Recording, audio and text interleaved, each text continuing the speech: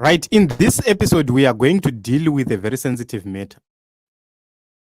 The question is, who is better than the other panyaya dzekuba, panyaya dzeuori, panyaya dzeugindagoriya, panyaya dzeudzvinyiriri muZimbabwe, pakati paNelson Chamisa navaMnangagwa? Ari nani panyaya idzodzo anotora mukombe ndiani? In my own view, President Emerson Mnangagwa is far much better panyaya idzodzo than Nelson Chamisa. Nelson Chamisa is a man who got into government and failed to enrich himself. But Emerson Mnangagwa is a billionaire in Zimbabwe, which means in terms of self-enrichment, Emerson Mnangagwa is far much better than Nelson Chamisa. Panyaya dzechigindagoriya, Nelson Chamisa does not have blood in his hands. Vakuru ava guku rahundi inokuudzai. 2008 he acknowledged kuti he played the part pakuita make sure kuti Morgan Tsvangirai yapinde mupower. 2018 makangozvionawo mega. Paz makazoionawo zvayakauya ikai. Kutonhodzwa kwamageneral makangokuona. So the answer is very, very clear and simple.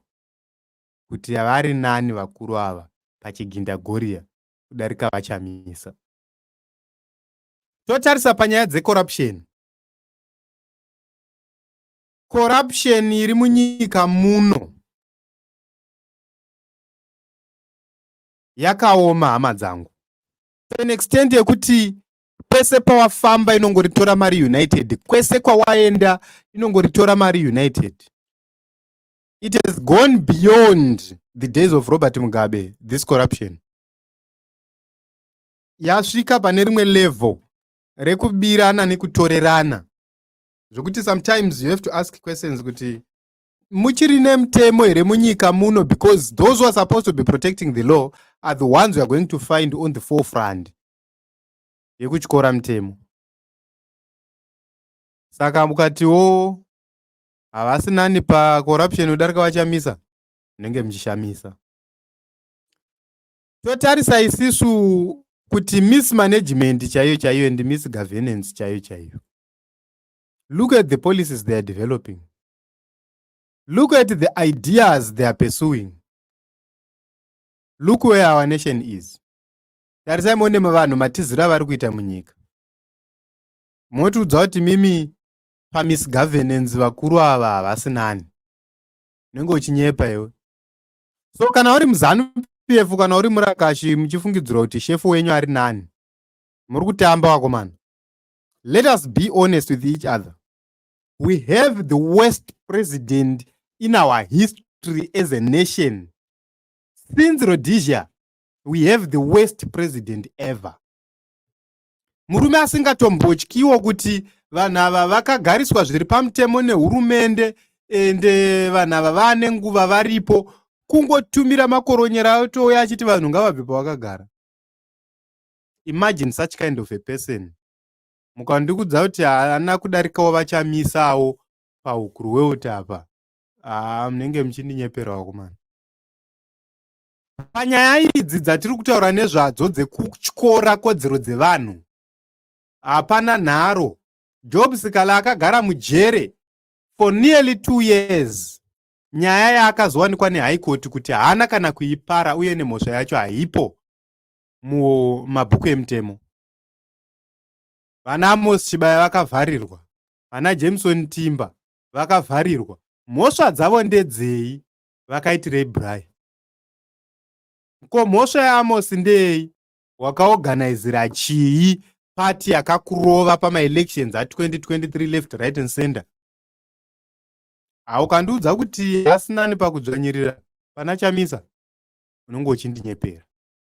Ngatimboudzanai chokwadi vana veZimbabwe, zvokwadi chaiyo yamazviro kwazvo chaiyo chaiyo.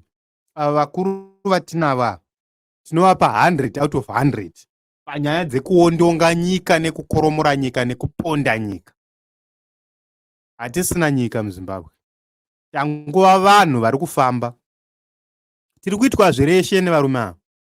Tinodiwa kana yava nguva yemaelections, kana tangopedza maelections tadzokera pakunoitwa zvireshe. Tichasvika kupi senyika? It's high time as the people of Zimbabwe tell each other the truth that if we don't take Nelson Chamisa as our next leader, tine mamwe makore 10, 15 to 20 ekutambudzika zvekare. Chengetai mazwi aya.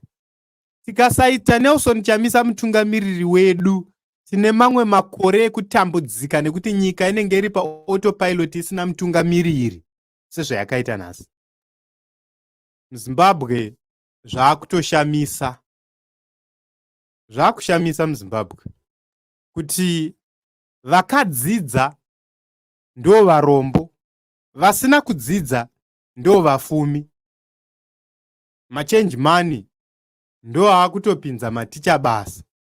Kune rimwe gore majoni joni vabva kuSouth Africa uko vaiuya vachitambirisa maticha ari pachikoro pese munhu 1.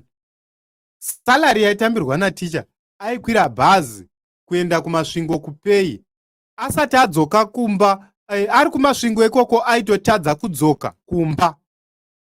There is an incident yekuti vanhu vazhinji vanoitora sekuti incident isina basa. A certain teacher akaenda kumasvingo kunotora mari. Ndokunosvika iri Friday, mari ndokubva yashaiwa value ariko kutaundi. Ndokubva yatadza kukwana kudzoka kumba.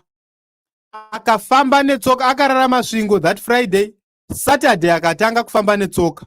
Sunday akamuka achifamba netsoka. Monday headmaster vakutotera kumasvingo ndopavakamuona vari mubhazi. Vanhu vatopiwa marands.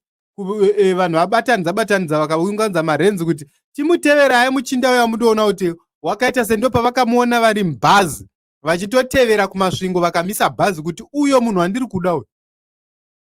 Ndo zvakaita Zimbabwe izvozvo. And up to this day vanhu vachiri kungotambudzika. Kana ukandiudza kuti panyaya idzi vaMnangagwa vasinani, unenge uchireva nhema. Saka when you hear them vachiti Mnangagwa is far much better than Nelson Chamisa, ndizvo zvavari kungotaura chete kuti pakuponda nyika Mnangagwa ari nani, pakuuraya nyika ari nani. Saka vana veZimbabwe toda kuti tiwirirane kuti 2030 zviroto.